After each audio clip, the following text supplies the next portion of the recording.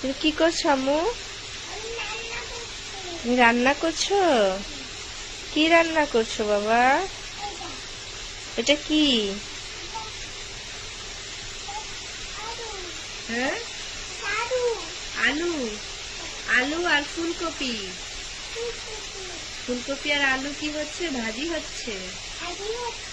হ্যাঁ, আলু আলু দিয়ে ফুলকপি ভাজি করছো? হ্যাঁ, দেখো কেমন ধোঁয়া উঠছে। ধোঁয়া উঠছে। হ্যাঁ, রান্না হচ্ছে সেজন্য ধোঁয়া উঠছে। আম্মু, তুমি রান্না করা শিখে গেছো? হ্যাঁ, নেড়ে দাও।